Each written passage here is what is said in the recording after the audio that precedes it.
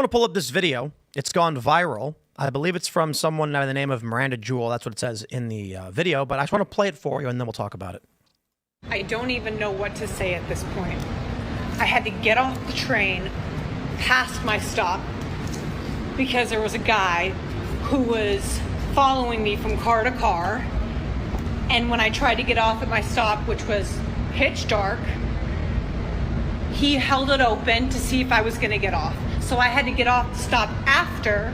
And then when I got off the stop after, I hopped on the next train that was going the other direction. And I got on an express train, and I was back on the other side of the tracks. Hold on. New York City is not safe.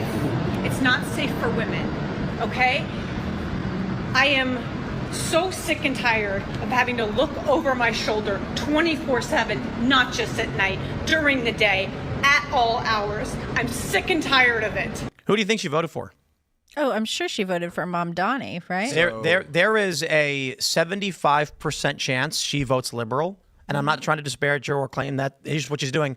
But women around her age, key demo age in New York, some 70, I think it's 80 or 90 actually percent female, vote for the Democratic candidates who then appoint a police chief who says soft on crime. And then they appoint judges, soft on crime.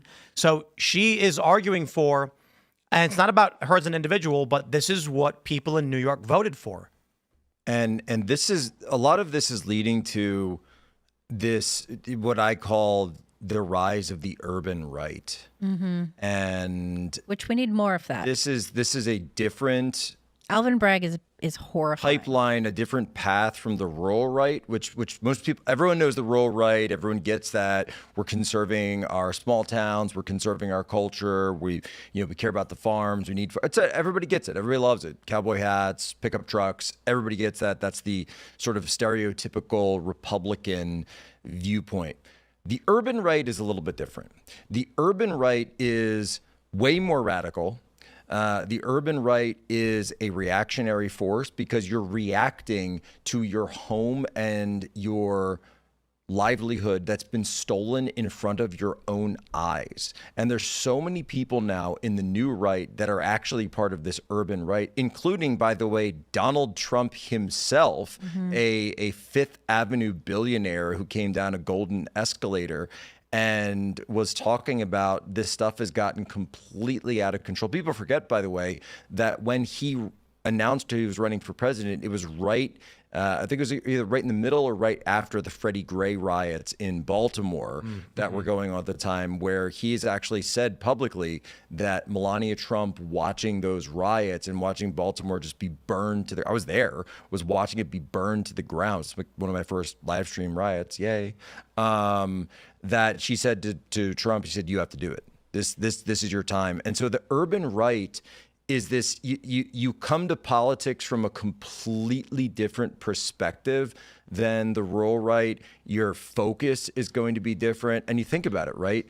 Stephen Miller, where is he from? Santa Monica. Right. Right. He's not from, bless you, he's not from a place that is normally associated with the left. Neither am I. I mean, I grew up in and you look, a lot of us Philly, are from city areas. New York, and it's like, Tim, you're a Chicago guy. None of that's what I'm.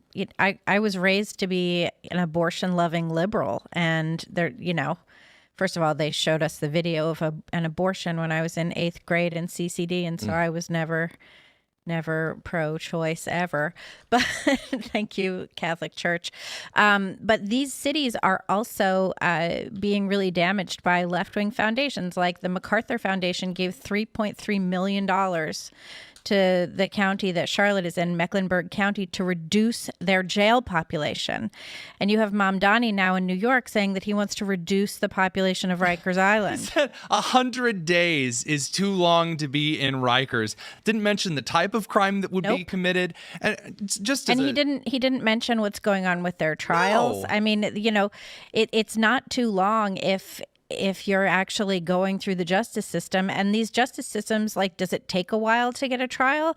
Yeah. Would it be better if we had faster trials? Sure, because then we could get you into maximum security faster. But so this is why it pushes people into the urban right, because you're someone who's you're not anti-city. Right? No, I love cities. Because you view cities as the beating heart of culture. This is where our economy runs. This is where all new culture comes out of. This is the height of civilization. Art, music, restaurants. All of it.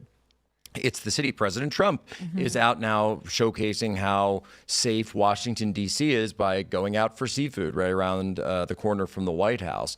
And so if you're a member of the urban right, which I've started talking about this publicly a couple of weeks ago, I've sort of had it rattling around for a while. I've discussed it with a few folks that are currently serving in our government and doing a fantastic job of it. And if I found it resonates a lot with a lot of people, because you just come to conservatism through a very different path, because you've seen your towns and your neighborhoods destroyed, and you've seen it turned over to crime, you've seen it turned over to violence, to migrants, both legal and illegal, these massive demographic shifts that we've been seeing. And you're like, I just want my home back.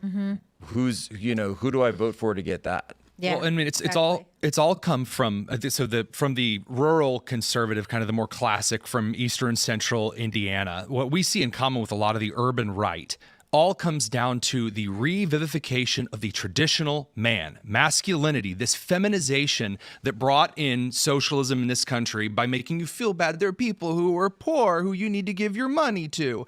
And then over the racism issue, well, there are people who are black and you need to give your money to them. And then the LGBTQ, there are people who are gay, you got to give them money.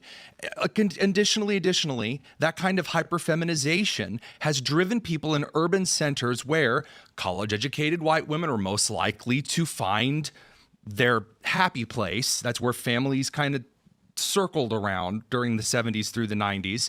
Well, now people are tired of it because they've seen the effect of a fatherlessness across every community in this country. The traditional man actually coming back is going to be a core part of the right in the next 30 years. That's why Vance and Trump, urban and rural right, are so alike in kind of their family orient policy prescriptions. Yeah, or the man of today is the guy who's too scared to stand up to a tiny woman who's yelling at him. Does to give him her baseball? Oh no! And he does the arm thing. He does the arm thing even before he realizes who it is. That's his initial response, which is a very.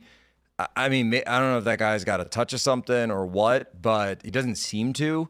And he just seems very scared of his skin. And, that is the modern American male, a ma'am. That is the modern American male is terrified to stand up to a woman. And that is a great microcosm of how we lost our great cities, how we lost our culture, the decline of the West, because we're I just want it to go away. I just want her to stop. So you take the ball from your child. On his birthday, the home run ball. What greater ball? And you watch the video of this. I'm like, do people not have kids? My son would not care if I'm giving him money, if I'm saying, hey, I'm going to get better tickets. He wants the home run ball. And it's like, Dad, why did you take the ball from me? Why would you ever do that? What song you sing to this lady when you're at a baseball game, right? Take me out to the ball game. Na na na na. Hey, goodbye, Karen. Yeah. Like he walks over a few seats. The ball was flying towards there. He gets it. It's his. That's a fair ball. It was totally a fair ball. For a minute, though, Tim, there's that. She never had her hands on it. Well, she may have No, she touched it a little bit. She didn't have her hands on it. My point is, it was down in front of her. It wasn't even in her seats. It was the seats in front of her. So there's always as a guy who grew up with my dad taking me countless Phillies games. Never had a situation like this where he gave away one of our balls. Like we would go outside, even just in local areas, if there was a high school game, we would go out to the river after the game to collect foul balls from the river because it was cheaper than going out and buying them. And that was just something we did on Saturday mornings with me, my brother, and my dad. We would ride the bike, go down the river. There was a game, get the foul balls, dry them out, boom, got some practice balls. And he never once would say, "Oh, we're gonna hand it over. We're gonna do this." No, it was when he was older, he would get it, and then we would go get it. He'd be like, "Go get it," and if you don't get it, it's, "Hey, be faster next time." Thanks for checking out this clip from Timcast IRL. Make sure to watch the show live Monday through Friday at 8 p.m. Subscribe to this channel, and we will see you all there.